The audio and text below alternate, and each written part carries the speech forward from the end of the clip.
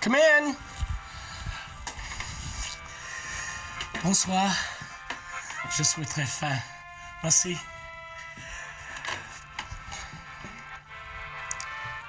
Salad? I'm starving.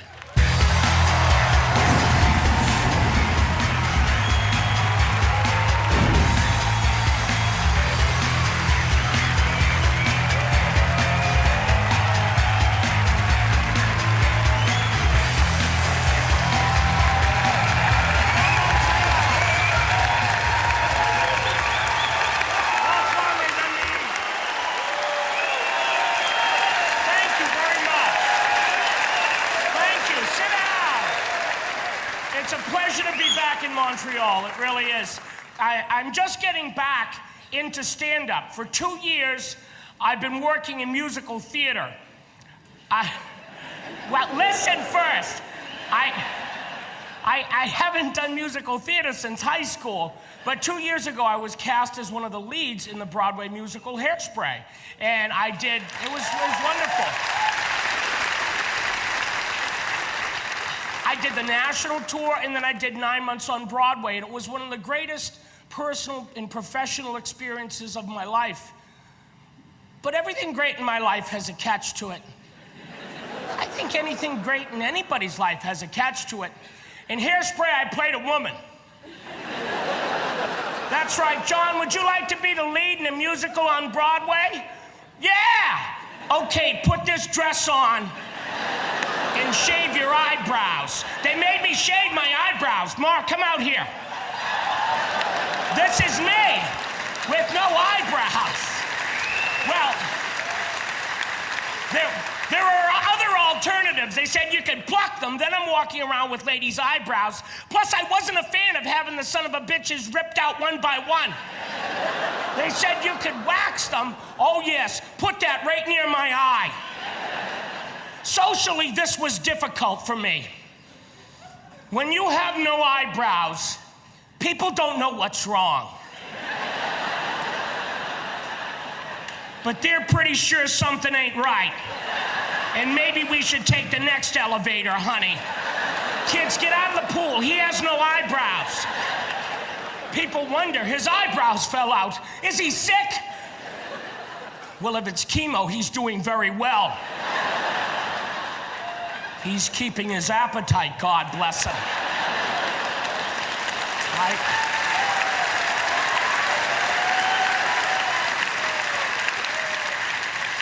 I did over 500 performances of Hairspray. That's a lot. It's a wonderful musical. It has a great message. It has a lot of heart. It's funny. Over 500, though. After a while, it's like the movie Groundhog's Day. It's the same thing every day. You wake up in the morning and you say, I wonder what I'm gonna do today. Probably shave my eyebrows and put a dress on. And it's the same show. In the middle of the show, you can't go, Oklahoma. Well, you can, but you get in trouble. And I decided to leave Broadway. I wanted to leave while I still loved it. And I wanted to get back to stand-up, but people thought I was crazy. What are you leaving a Broadway show for? It's a great musical. It's a hit musical. I'm in a dress. I have no eyebrows. I play a woman 8 times a week. I'm gonna start getting my period.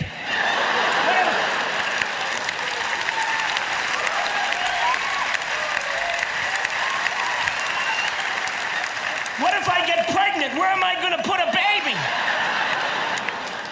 Plus, dressing as a woman, it's a lot of work. Ladies, the men don't know what we go through to look beautiful. Mark, bring this on. This is me.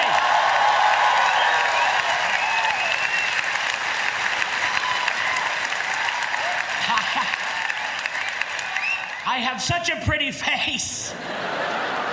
I broke a lot of hearts on Match.com.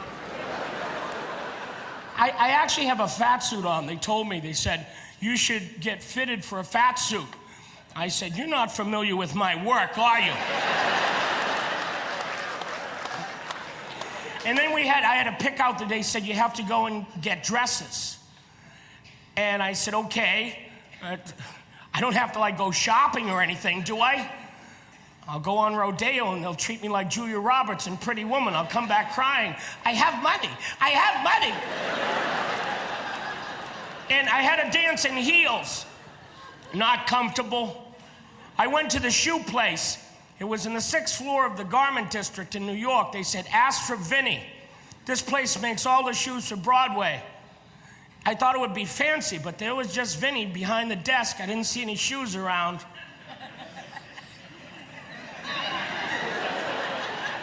You here for the shoes? Yeah, this is shoes, right? I'm not delivering a package to New Jersey or anything. And then he looks at my foot, and I don't have good feet. My podiatrist said I had a foot like a hobbit. He gave me a ring to throw in a fiery mountain. He said, I'll do it, but it's gonna be like putting a pump on a ham. And I have a dresser with me the whole show. It takes a lot of work by a creative team to get all that done. And the dresser had to put the pantyhose on me. Yeah, some quit, some turned to drugs and alcohol. I tried to get the pantyhose on myself, but I couldn't. First of all, I had toenails. Guys don't think of that stuff. My toenails were like box cutters. By the time I get the pantyhose to my knees, I'd shred them. I went to a spa for my toenails, and they wouldn't take me. A vet clipped me outside the theater. By the time I got the pantyhose to my belly button, I pretty much just had a band in my hand. And as a guy, I had a hard time with these pantyhose because you'd rip them. I'd go through like a case of them a week. It freaks me out.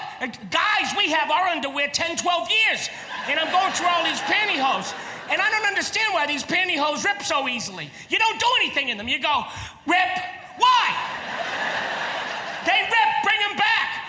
Ladies don't do that. They throw them out. We have fabric that stops bullets, and the pantyhose are ripping. It's built-in obsolescence, and it's bullshit.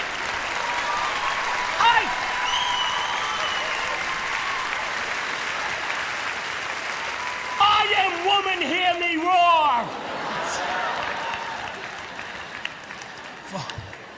Vocally, it was difficult. 8 shows a week. My voice would go out. They'd put me on steroids. I still can't hit a baseball. That really pisses me off. And steroids aren't good for your stomach. My doctor said, make sure you take these with food.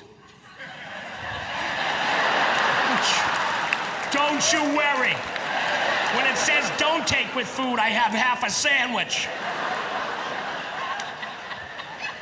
When I started in the show, they said to me, you're gonna be doing 8 shows a week. You might wanna consider getting back in shape. I said, okay. I never was in shape, but I'll do the best I can. As I get older, I realize that it's important for me to lose more weight, for me to be healthier, to learn how to eat healthy. I never learned how to eat healthy. And I knew I had a long journey ahead of me. When I lost 100 pounds and people said to me, wow, we can really see it in your face. Thank you. How big was my head? Apparently I was the Kool-Aid man and nobody ever said anything to me. Oh yeah, Kool-Aid. That's John. His head's the size of a manhole cover. We don't talk about it though.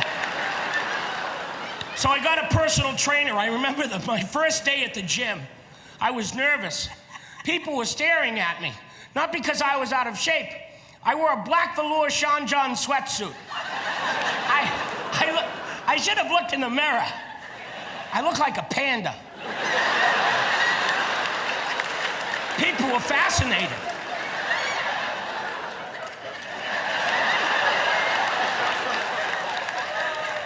I didn't know you could get this close to them.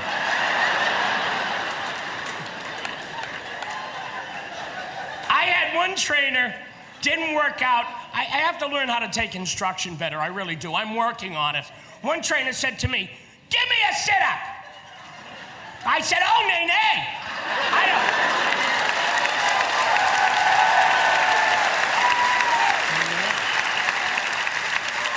I don't do ups. Sit-ups, push-ups, pull-ups. I do downs. Sit down, lay down. Blackjack, I'll double down. Give me a cheeseburger, I'll wolf it down. Put on a little music, I'll boogie down. That's right, I get down. Drop it like it's hot. But I don't do ups. Ups defy gravity. Gravity is a law. I obey the law. One trainer took me through a 60-minute workout and he said, once you start, you get addicted. I don't think so. Pretty sure I can quit this anytime I want. I think I can quit the gym cold turkey, then eat the cold turkey. And one trainer would make me lift all these weights. He wanted to get results really fast. And that wasn't necessary. Just for me to be at the gym lifting weights is a miracle. He wanted to have results in 6 weeks that I could see. So he would make things really heavy. I would lift something 15 times, really heavy, and he would put on more weight. No! I lifted it up. I did good. You should take weight off. I should get a cheese Danish for lifting that son of a bitch up 15 times.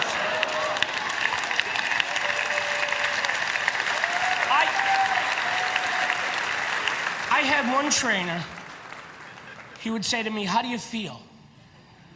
All during the workout. How do you feel? Good. How do you feel? Good. Do more stuff. How do you feel? Good. Good. How do you feel? I feel like God is punishing me, and if I'm a better person, he'll send an angel down with a chicken pot pie and a cupcake. Now don't ask me again.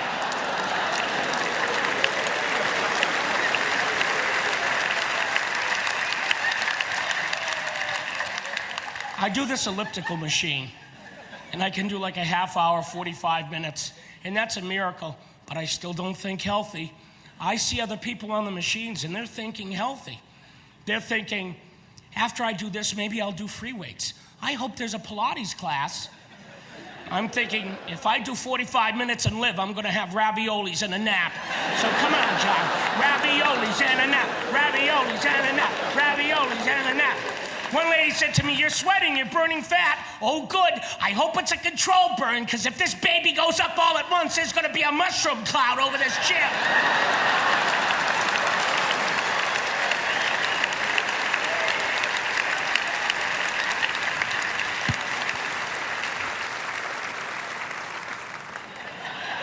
Some of my friends took me to a yoga class. The Bikram yoga, where they heat the room to like 1,000 degrees. I started to smell dumplings and there was no Chinese restaurant around. My pop-up timer is gonna go off in a minute. And I think yoga is a wonderful mind-body experience for people, I really do. But there's no beginner's yoga. Take your head and stick it in your ass. I can't do that. They said, do what you can. I didn't know what that meant, so I left. One trainer made me use the stability ball. That giant ball, I look like a baby holding it.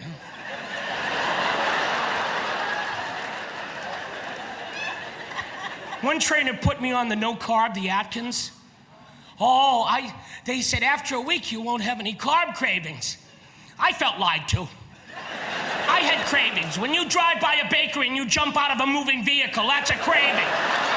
I had hallucinations. I thought Dr. Phil was on my front lawn. John, come out here and exercise. You can't be big if your lifestyle won't allow it. Get off my lawn! Unless you have donuts. Every time the doorbell rang, I thought it was pizza come to save me. Oh, I was not good on the no carb, and I'm big into bread and pasta, and I eat way too much of it. So when they had the low carb pasta and bread, I was all happy. The low carb bread, have you tasted it? It looks like bread, but it has no other properties of bread. I went to taste it, and my brain sent a signal to my mouth. Get it out, get it out! It tasted like the wrapper was still on it. And I said, you know what? I'll put butter on it. but it wouldn't go on. I would put the pad on and it would fall off. Jam and jelly would beat up and fall off. Did they Scotch guard this at the factory? I tried to toast it. It wouldn't toast. I'm out in the garage with a blowtorch. It's absorbing the heat like a space shuttle tile. How does this break down in my system if it doesn't toast? They're gonna dig me up in 5,000 years and go, he was on the no carb. See that disc? And then when you go off the no carb diet, you lose your mind. I went off one no carb diet. A Girl Scout came to the door. She had cookies. I said, oh, I think you're gonna win the trip to Washington this year.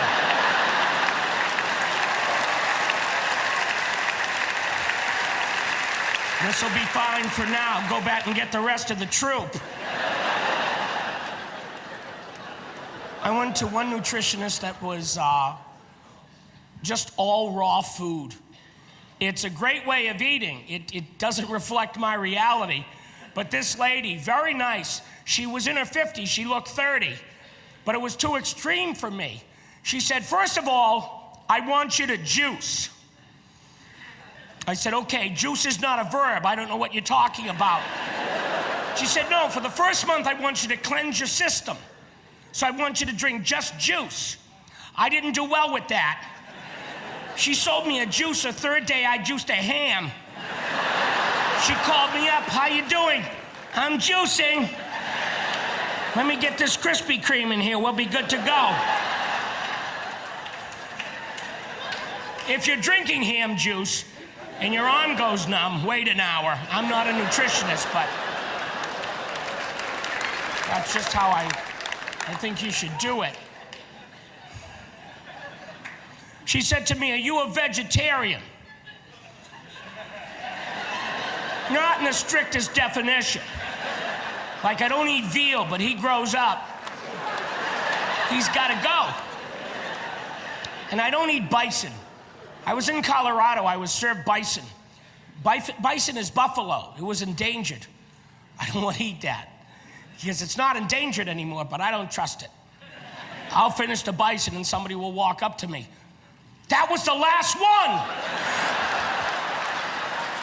They gave it to me.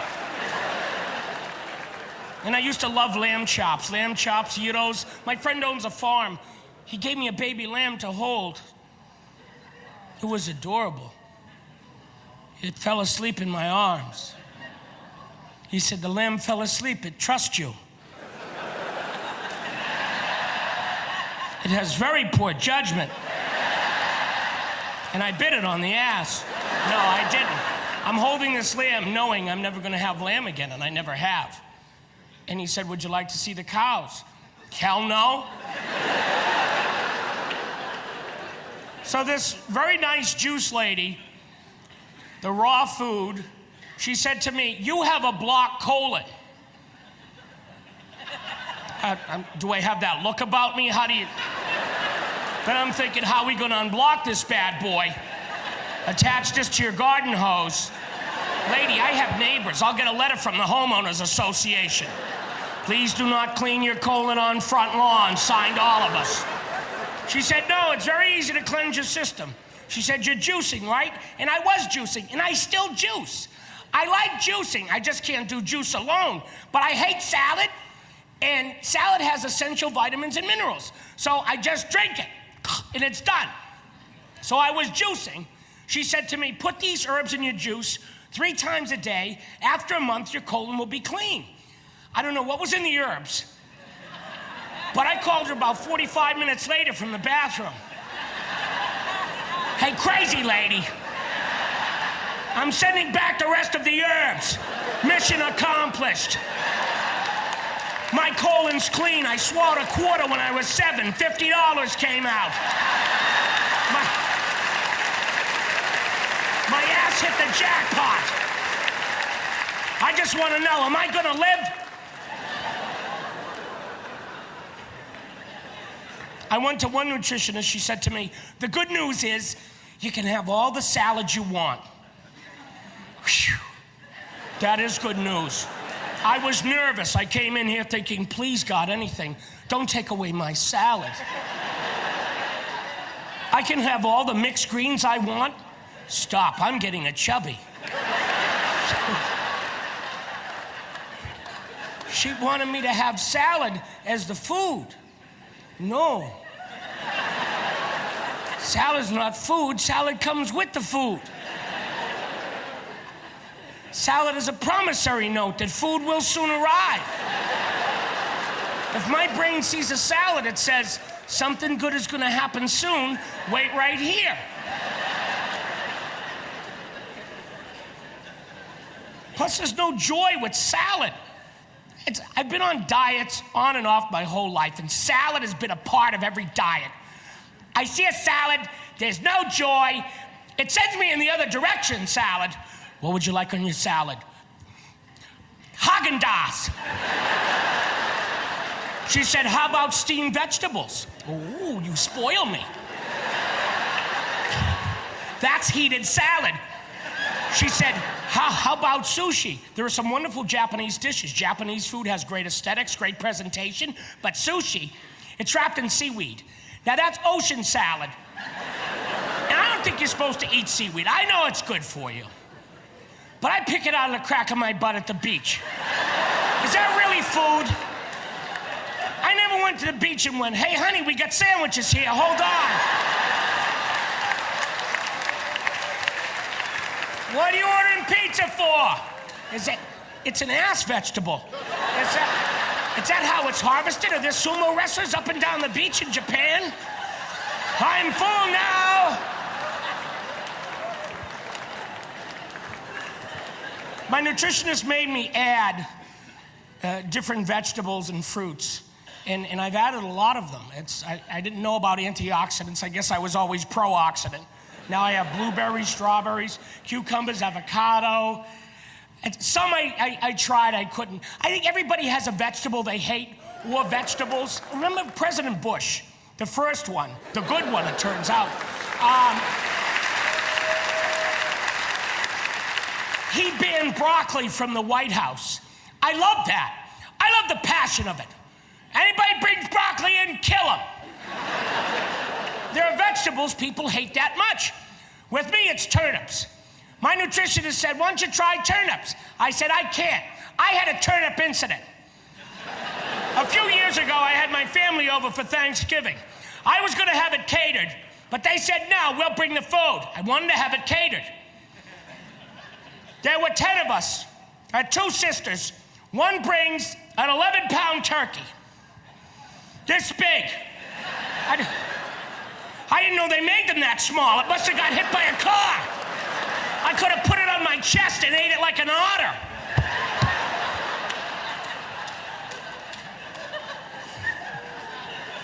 I said, tell me there are 9 more turkeys just like this in the kitchen.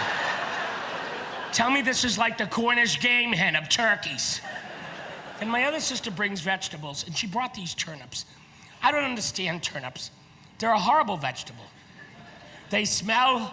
They're not easy to cook. You can't cut them with any knife in the kitchen. You have to bang them off the concrete for an hour to soften them up. Then you have to boil them for 8 hours. If it's that difficult, it doesn't want to be food. Turnips are a root vegetable. They grow in the ground. That means at the beginning of the world, God made the turnip and went, no, this didn't come out right. Gabriel tried it. You don't like it either, huh? Well, you know what? I'll bury it and they won't find it. Well, my sister dug it up and brought it to my house for Thanksgiving. Why do we start eating turnips? I think a product of famine. Maybe the Irish famine of the 1840s. I'm starving, Clancy. I'm going to eat a turnip. Don't do it, Seamus. So my sister put all these turnips on my plate. And I had to eat them. And it's a very gassy vegetable. It is. We finished the meal. I'm driving to a football game. My friend Billy was driving. My friend Kenny was in the back. I had a gas attack. Before I could say, excuse me, we hit a guardrail. Billy went right down. Apparently with the sound I made, he thought he had been shot. And it was wintertime. The windows were rolled up. The heat was on. My friend Kenny was in back. They had child-proof windows. They wouldn't go down. I can still see his face.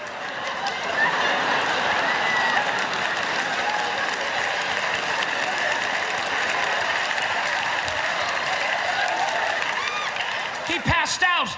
He said it was peaceful, and he walked towards a bright light. He saw his grandfather in a white robe, and he was yelling at him. Go back, he just has gas.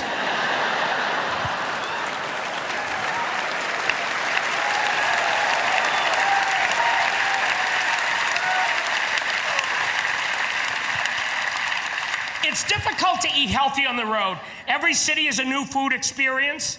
I was in England working and being a tourist. I love England. I'm a big history buff. The castles, the museums. You stay in shape. There's a lot of walking. You walk everywhere. We went to Windsor Castle. The bus dropped us off at the front lawn. You know how big the lawn of a castle is? The purpose of the lawn is so that when armies would invade in days of yore, they would give up before they got across the lawn. They invaded from France for hundreds of years. They never got across that lawn. They'd get halfway and go, oh, this is bullshit.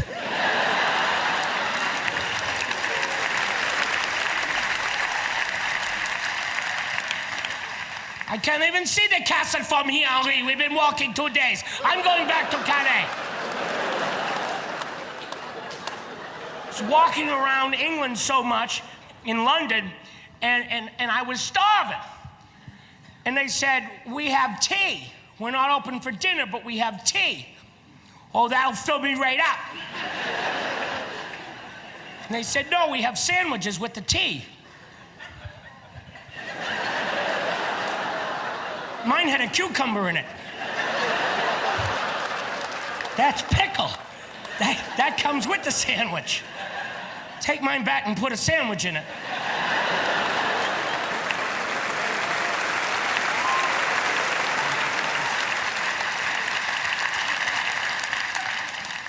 I tried porridge for breakfast. I didn't know they made a turn-up breakfast cereal. For breakfast in England, I ordered a bacon and egg sandwich. Sounds good, but the bacon, it's different. It's all wrong. It's not like Canadian bacon or US bacon. It's about this. I know bacon. I think you know I know bacon. I had a bacon newsletter for years. It was about this thick, and it wasn't cooked properly. Now, when I look at something and go, you know what? That ain't healthy. You could take that to the bank. So I wouldn't eat the bacon and egg sandwich. I ate the side dish with it. What do they give you for a side dish in England for breakfast? Home fries, hash browns, fresh fruit. Nay. They give you beans. Oh, good. Let's start me off in the morning. Empty stomach, cup of black coffee and some beans. Now let's walk me around London for a little while. Get me all churned up. Put me in a taxi and see what happens. I blew the doors off a taxi. They thought it was a bombing. I heard, Scotland Yard pointing guns at me. If he has gas again, shoot on my command. What are you giving me beans for? I worked in France for 3 months, in Nice, the south of France. I enjoyed it. France is not like Montreal. It is very different. Montreal has a uniqueness to it. You can learn French here. You can speak English. In Nice, I stayed at a 5-star hotel, and I went to the concierge and I said, excuse me, do you know where I can get some breakfast? Je ne comprends pas, monsieur. You know what I'm saying? You're watching CNN in English. Where's breakfast?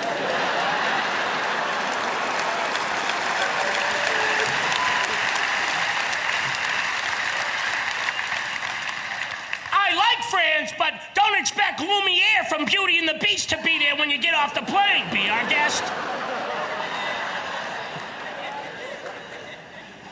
We went to French bistros every night, and I was dying for Italian food.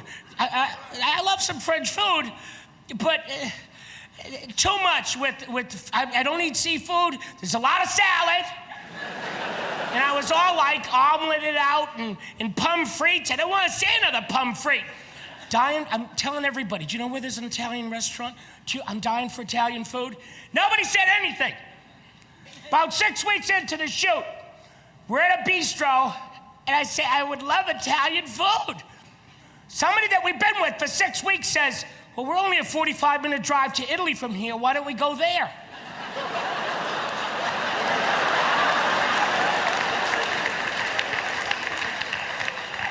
Yes, why don't we do that? I'll kill you later because I need directions. Get in the car. I'm eating pomme frites and we're down the street from the motherland. 45-minute drive took me 11 minutes. I could have ran it in 45.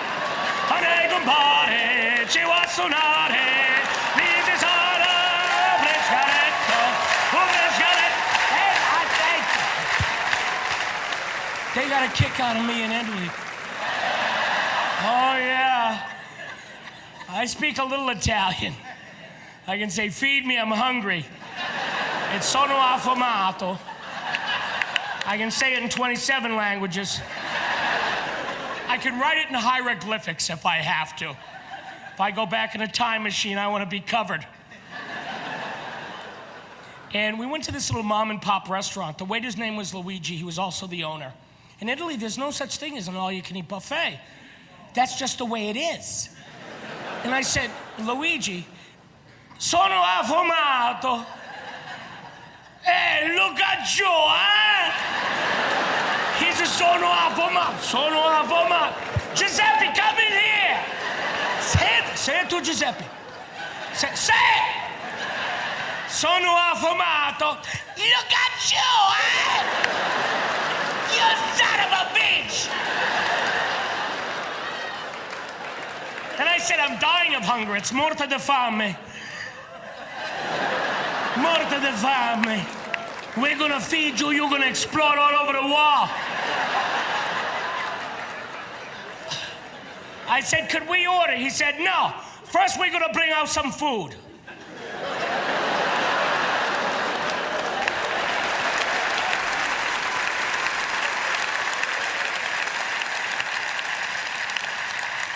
And that's when I heard the angels. Oh. I thought he was going to bring out like an antipasto.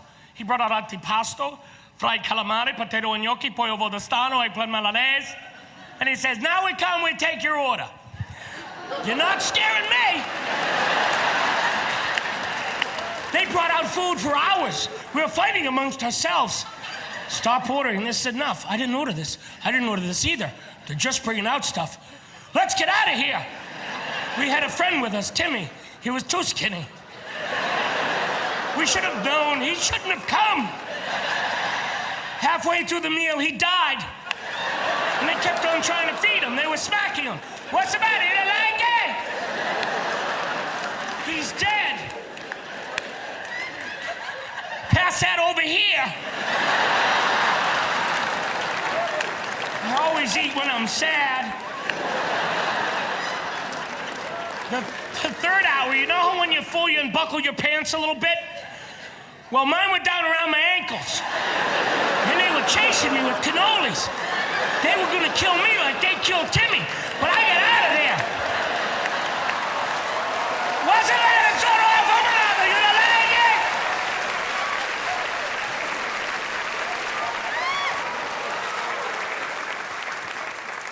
About 5 years ago, I bought a house in Vegas. It's a little hot for me in the summer. I didn't think of that. I thought gambling, buffets, oh. So I love Vegas, and I still work there. I stay at the hotel, I take the elevator to work, but ultimately the decision was that I would leave Vegas, sell a house in Vegas, and I bought a house in Pennsylvania, near my family. Now, I got a great family, but I don't know if I should live near them. I like Pennsylvania. I live near the Amish. Yeah, in my act, I talk mostly about my own life.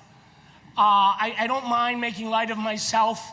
I don't mind talking about my own journey. I don't like to hurt anybody's feelings. I don't like to be mean. The Amish, I say horrible shit about them. It never gets back to them. They don't know. They see me and they wave. So I have two older sisters and their families that live in Pennsylvania. And I'm not married yet. And I've had no eyebrows for the past 2 years. So the dating scene's been difficult. But I think they feel as if they should help me. Well, one sister said to me, "I'll be your interior decorator." I don't know what that means. I grew up poor, not the kind of poor where you go, "Oh, we were poor, but we never knew it." I was certain of it, and I was not happy about it. So this whole interior decorating thing is very new to me. And I don't like it. The house looks great. She did a beautiful job. She really did. You go home, and it's a home. I like it. But the process, she took me to 80 different furniture stores, and I almost killed one guy. I picked out the couch, and I said, "I'll take this." He said, "We'll order it for you. It'll take about 15 weeks. It's right here. Help me get it in the truck." He said, "No, this is our floor model. If we give you this, people won't know what we have. But you don't have it, so help me get it in the truck."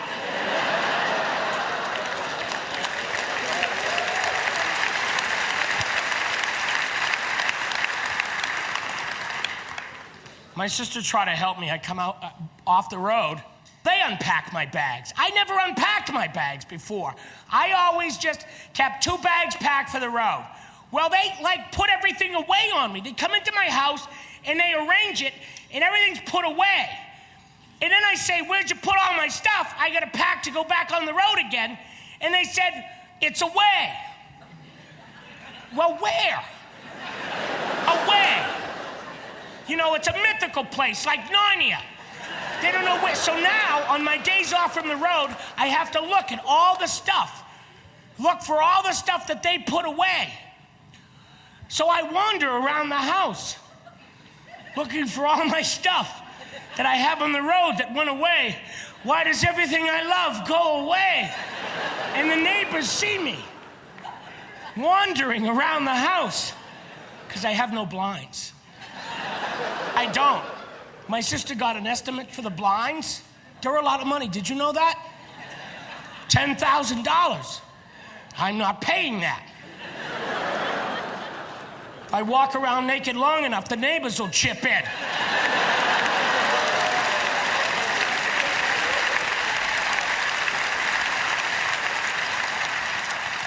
Hi, Mr. and Mrs. Lipinski. I'm your new neighbor. Oh, look, a check and a letter from the Homeowners Association. My family likes to go on family reunions, and they usually pick a place that I won't be happy with, because I guess I'm pretty funny when I'm raging. They usually take me to Disney World in August. That's the best time to go. It's really hot. Let's take John out and walk him around the world. My nieces and nephews, when we're at Disney World, they usually take me to a water park because they want to see what will happen to me. It's one of the things I have to say nay to. I love the water. I'm a great swimmer. But the water parks, they have horrible rides. This one, there was a giant slide. And it was like 20 stories high. And there was no elevator. That makes me crazy. It's $50 to get in. Build an elevator. You should carry me up there, $50. I'm in flip-flops and a Speedo, and Don't visualize that. You'll burn your corneas out and have nightmares.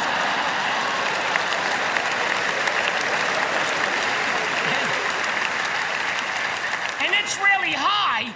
And halfway up, I'm going, Ricola. And the guy behind me is yelling at me, I'm not walking fast enough. I will break wind and you will disintegrate before you hit the ground. Do I look happy up here? I get to the top of the slide, and it's not a slide. Now, I have slid. When you slide, you go, wee. This is not what happened. It was a drop. If it said giant drop, I wouldn't have walked up. John, do you want to go on the drop? No, I'm going to go get a hot dog. I'll see you guys after you drop. I'm falling. I see my family walking up. It's not a slide! I hit the water. Oh, God. Those people shouldn't have been there. I pop out of the water. Where's my baby? Where's my baby? Like I need this on my vacation. I managed to get out of the water and flop onto the pavement, half dead. Time to go on another ride. The next ride was the giant tube. Now, it was a medium tube at best, and I found out when I get nervous, I swell. You see people come out of the tubes, they plop ever so gently. I shot across the pool. You know, like in Free Willy, where Willie jumps over a kid? I cleared about 6 kids. There were some tourists here from Japan. God bless them, I made their vacation. They thought it was a show. Oh.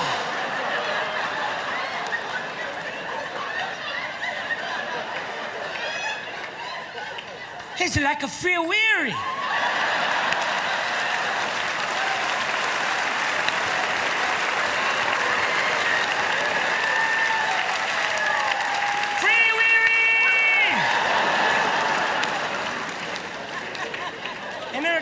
To me afterwards. I didn't know what they were talking about at first.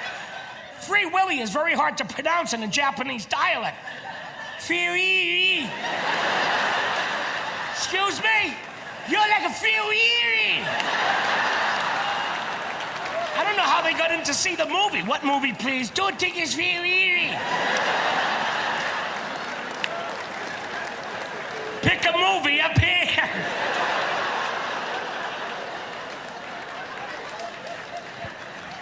The last ride was the medium slide. My butt touched slide. I thought it would be okay. I hydroplaned across the pool. I went through the fence, out into the parking lot. And I mean way out there. H-I-J. Please, God, let me stop. I crawl back up to the gate. They want me to pay to get in again. I said, listen, I'm in a Speedo. You see a wallet anywhere? He said, I don't even see the Speedo. People like to take me places to see what will happen to me. Skiing. I was skiing in New Hampshire. I didn't want to ski. My friends gave me tequila. I don't drink tequila anymore because it makes me ski. Apparently, after the 5th shot, I demand my skis. Tequila alters my reality. It makes me think stuff that isn't there. Like, that stripper really likes you. It's not the money you're giving her. It's a real connection there. So I was too drunk. My friends put skis on me. They bought me a ski suit. It was white. It didn't flatter me. I looked like an avalanche from the top of the mountain. Why are they evacuating that village down there? And you would think it was my first time skiing, and I was too drunk to walk. So take me wee to the little slope, and I'll get used to falling down.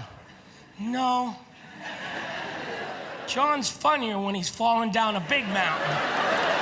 They took me up to Mount Son of a Bitch. They threw me off that mountain. I didn't ski anything. I got to the bottom of the mountain, a lifeless wreck, covered in snow. Little children are walking up to me crying. Frosty's dead.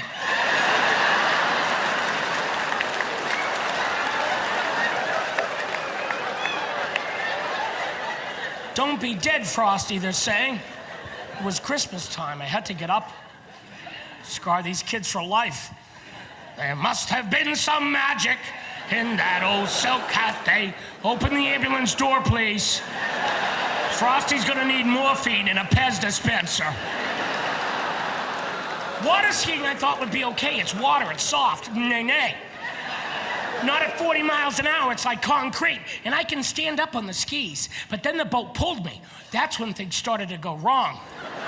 It was like snorkeling underwater really fast. I heard a barracuda go, what the hell was that? And I water skied mostly with my face. And I would bob my head out of the water periodically, you know, to scream for help. It wasn't an audible scream, it was like, "Aah!" Killer whales were following. They were curious and a little concerned.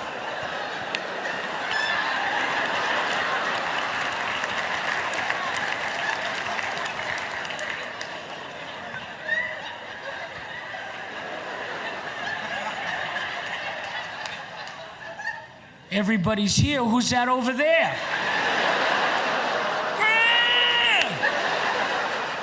He doesn't look like us, but he sure sounds like us in pain. Let him go. He's just a baby.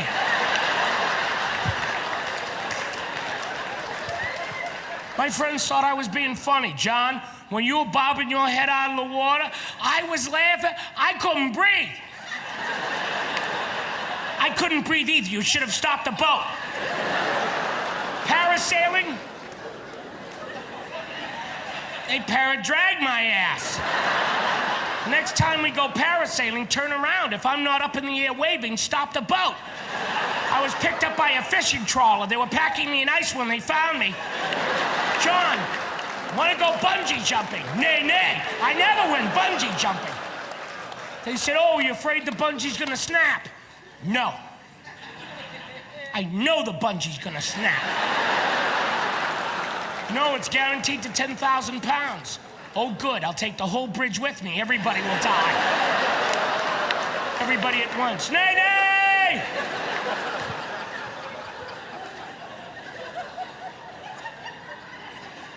Camping.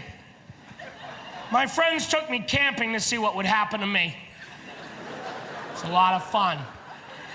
I'm not a camper. If you like to camp, that's great. I don't understand it.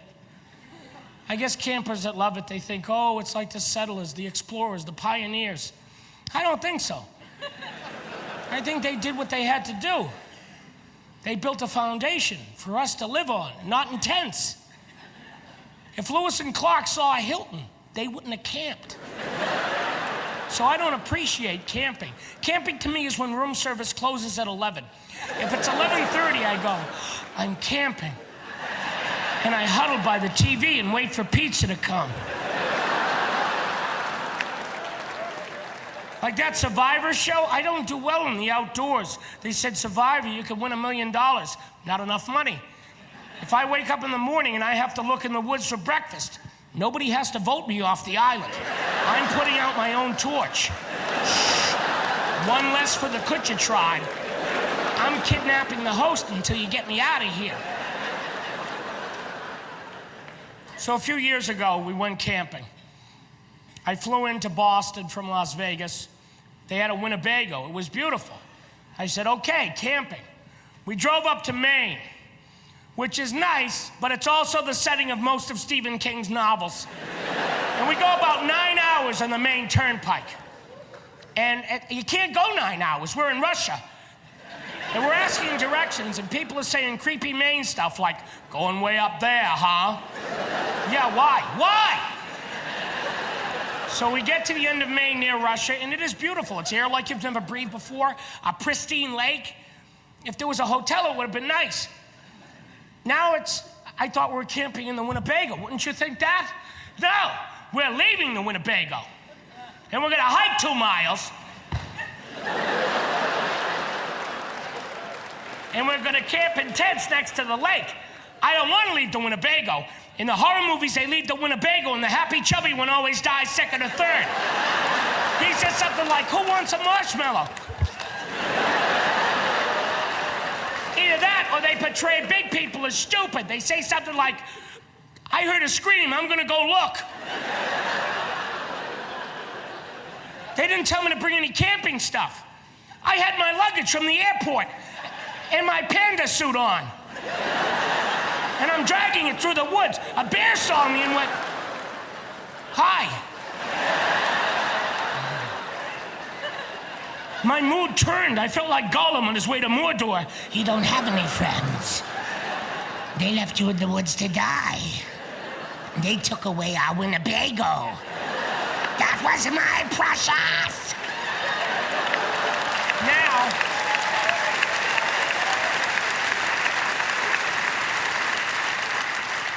Now, we have tents to put up. And I would like to do some construction after a flight, and a drive to Russia, and a hike.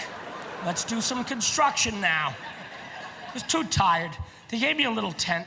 I wrapped myself in it. It was just a little one. I woke up at 3 o'clock in the morning. I was starving. And they hide the food from the bears. Did you know this? Because bears can't climb trees? Yeah, well, neither can I. So that tree had to come down. I don't even know how I chopped it down. I might have bit it down in a blind fury. Next day, the park ranger's yelling at me about the tree. "Listen, I'm sorry, I was starving. I see about 1 million trees around here. Here's my credit card. Buy a tree." Then they told me we didn't bring a lot of food. There's a lake we're gonna catch most of our food. There better be cows in that water.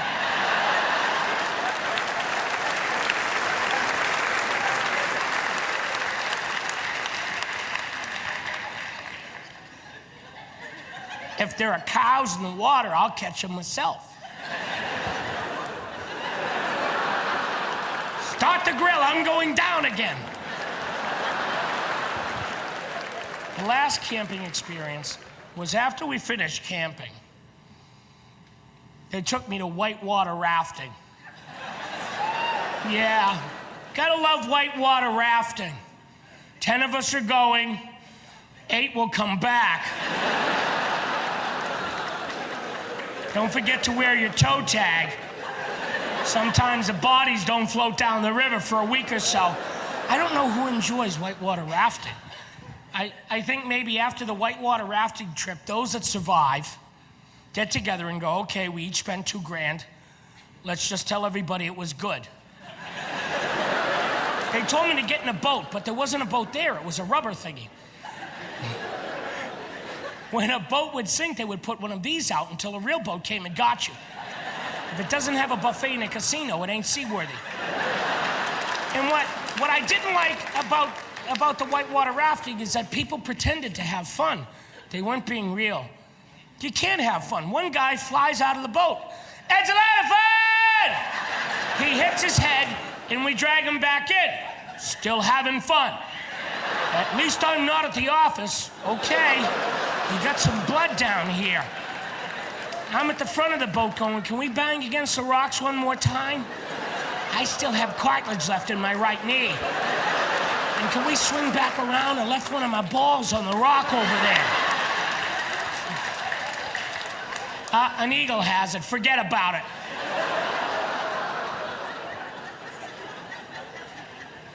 Cruises are my favorite. Cruises, floating buffet. Yeah, you can't eat well. I let that go. I'm in Weight Watchers, and I buy everybody's points in the group for the week. Still only lasts me a day and a half. On the cruise is a midnight buffet. Midnight. I love that. I love the spirit of it. Midnight. Wake up, you gotta eat!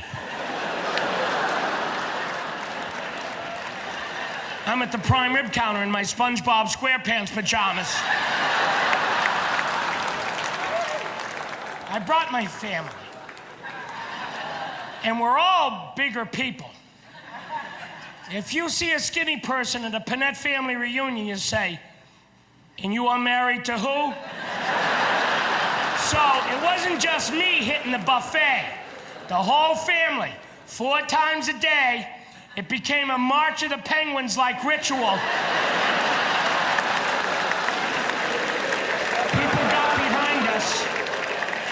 We're going to the buffet.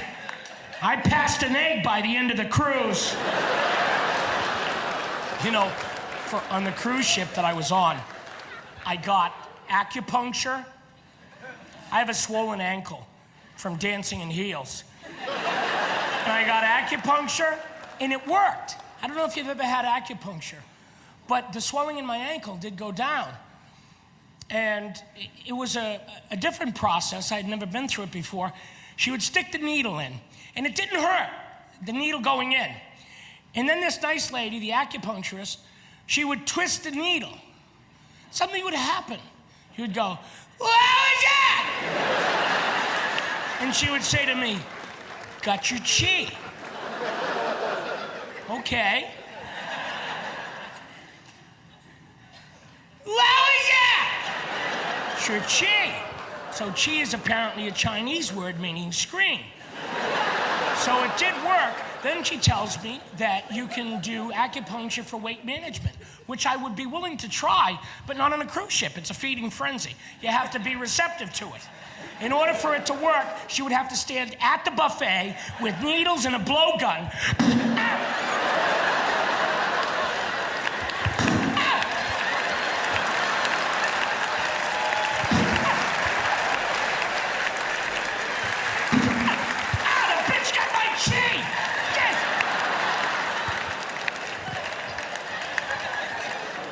I went on a cruise about a month ago. It was an inaugural voyage.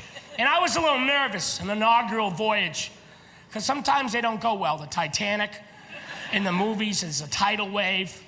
This one went okay. Plus, I've already been on a cruise ship that's crashed. In 1999, I was on a cruise ship. It was near the coast of St. Martin. St. Martin is a beautiful island in the Caribbean. And it has rocks around it, big rocks. We're going to call them bad rocks. The cruise ship came too close to the bad rocks. I don't know why, because everybody knows about these rocks. Magellan has a map from the 1400s. And it says, "Watch out for the rocks." And the captain hit the rocks. Why? Don't you have a rock finder thingy? It's a $500 million cruise ship. Shouldn't something flash? Rocks, rocks, rocks! My friend has a bass boat, never hit a rock. You're hitting rocks. Now he's a Norwegian gentleman. Norwegians have a great sailing tradition dating back to the time before the Vikings. They rowed to Nova Scotia in 1200, and I get the guy that hit rocks. He comes on and goes, "Hello, my name is Captain Houston Duganson. I want you to know that the ship is indeed taking on a little water." "You mean we're sinking?" "A guy bringing on a case of Evian, that's taking on a little water. There's 500,000 gallons on deck 1. I'm on deck 2. That's where Shelley Winters bought it, the Poseidon Adventure. Time for me to go." Everybody, it was a very easy evacuation. Everybody was very kind, considerate. We know that in tragic situations, people can be wonderful. One guy ran around those going, "It's like the Titanic. It's like the Titanic. We're in the Caribbean, you asshole. Water's 82 degrees. Jump on my back, I'll take you to Miami."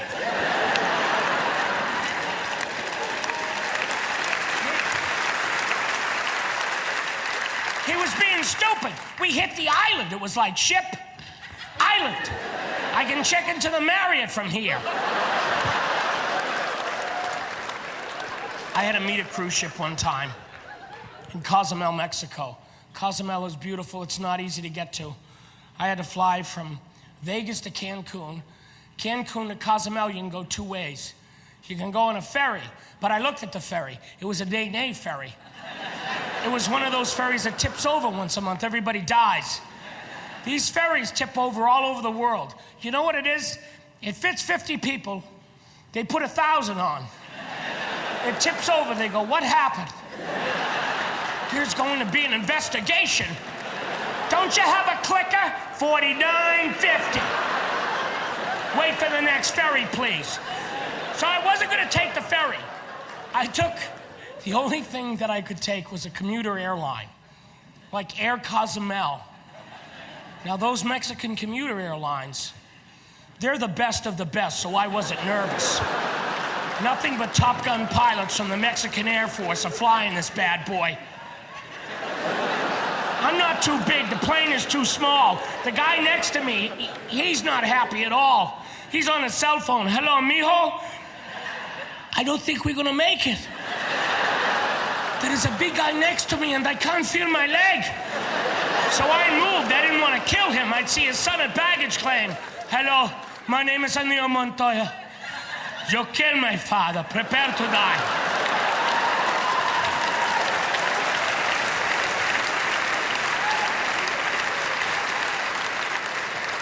The flight attendant comes by and says, fasten your seatbelt.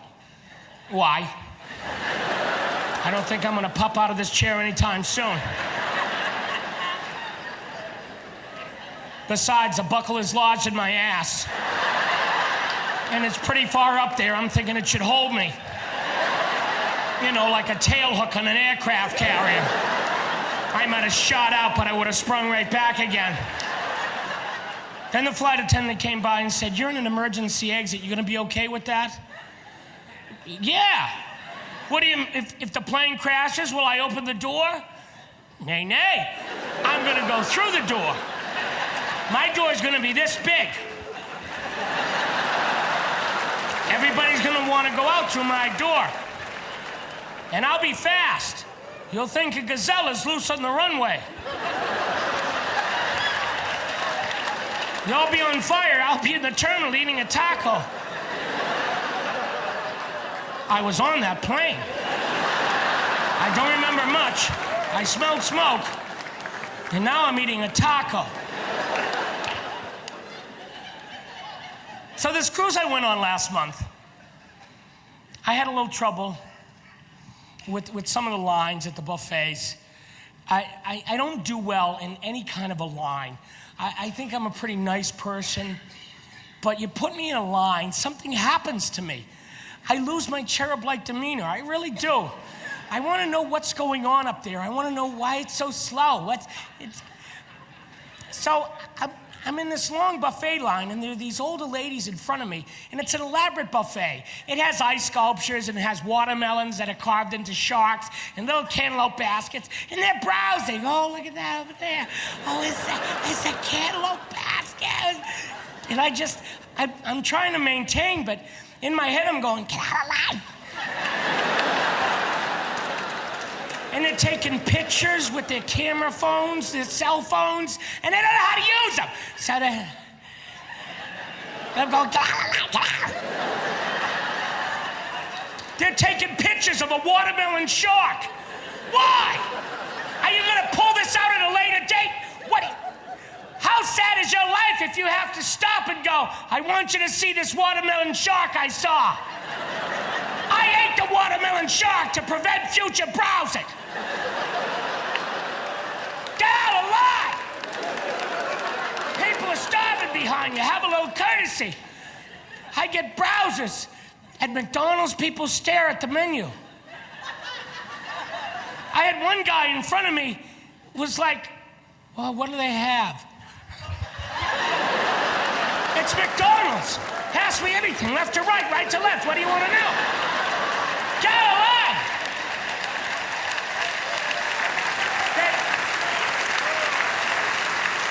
They have pictures of the food. Point. Get out of line. I went to KFC, which is tasty, but it's a nutritional equivalent to smoking crack. But people at KFC, they stare. They have chicken. You know what else they have? Chicken. Would you like chicken or chicken? I don't mess with people behind the counter. I think working in the service industry is very difficult, and I don't like being rude or inconsiderate. I always feel bad when I'm rude and inconsiderate. But at Starbucks, they're really slow. I have to have coffee in the morning or I can't function. My first cup could not be Starbucks. I'd be dead by the time I got to the front of that line. They talk about making coffee. I'm doing espressos. Who's doing lattes? Santos is doing lattes. I'm not doing lattes. I'm in back getting the scones. You got coffee up there? Go drink some of that shit. Let's move it. I got a headache. I have to stop and get coffee to stand in line for their coffee.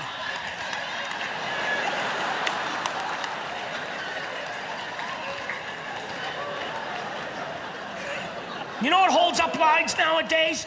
Every place you have to have a card. At grocery stores, at pharmacies, you buy a book, you buy vitamins, you buy shower gel, you buy underwear. They go, you got your card? You don't have our card. Do you have our club card? Do you have our card? No. I have money. I'll give you money and you give me my stuff. Some clerks are nice. They'll swipe their card. Here, I swipe my card for you. Other ones, they insist.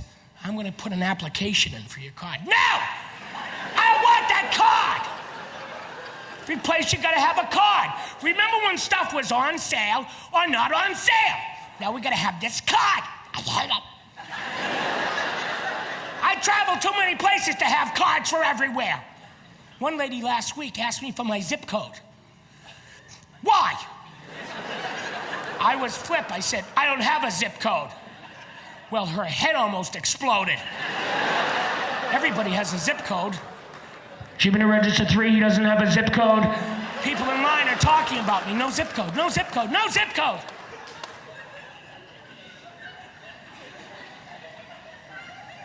I go to this one place to eat with my family, and the line's so long, they give you a beeper.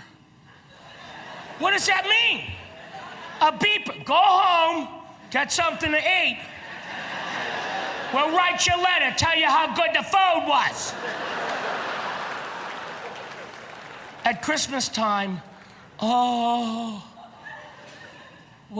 first of all, every store at Christmas time, the grocery stores, and I always get these ladies in front of me that are the coupon ladies, and they haven't decided which you coupons, you bitch. Now write a check for $7. Oh, you left your card in the car? Good. Every line at Christmas time is horrible. And I go to this mall, in the food court, there's no line. There's just a sea of lines that lead to nowhere. Like, you'll get in one line for Chinese food, you'll get to the front, and it's a Subway. Now, I like Subway, but I get browsing people in front of me. They can't decide. People can't decide at Subway. That makes me sad. You ask them what bread they want. They don't know. They got to think about it.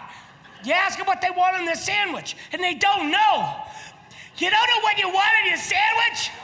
I know what I wanted on my sandwich since I was like 1. Lettuce, tomato, mayonnaise, extra pickle. When I was 13, I added green pepper. That's it. How do you live if you don't know what you want in your sandwich?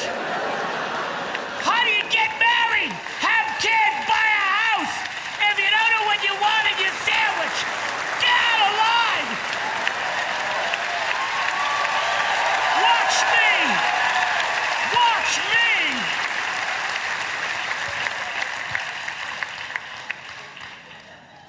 There's this ice cream place that I go to in Vegas called Cold Stone Creamery.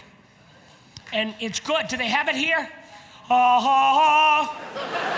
It's really tasty, but it's the ice cream, and then they mix the toppings in. Very browsy. And I was back off the road. I was driving to my house in Vegas, and I saw the Cold Stone Creamery. And I told the driver, pull over, I'm getting an ice cream. It was like 1,000,000 degrees. And he said, not now, because I have another pickup. So he wipes the blood from his head. And he says, I could use an ice cream too. Besides, I'm a little dizzy. I really shouldn't be driving right now. So I go into this line at Cold Stone Creamery, and it's out the door.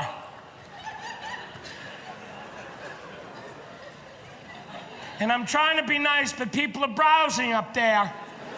The little man in my head is now going, get out, get out, get out, get out.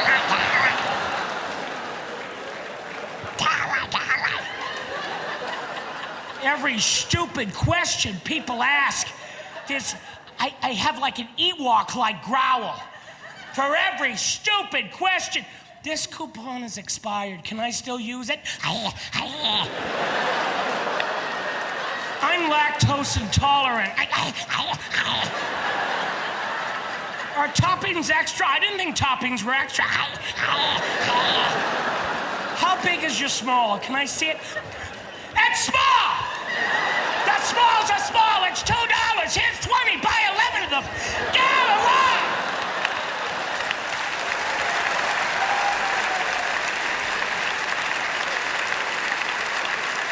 It's 120 degrees and you ask, how big is the small? Is it big? And that's when I killed him, Your Honor. People were browsing so much I got up there. My turn to browse. What would you like in your ice cream? Ham. You don't got any ham? I'll wait. There's a supermarket across the street. You got your card? Ladies and gentlemen, thank you very much.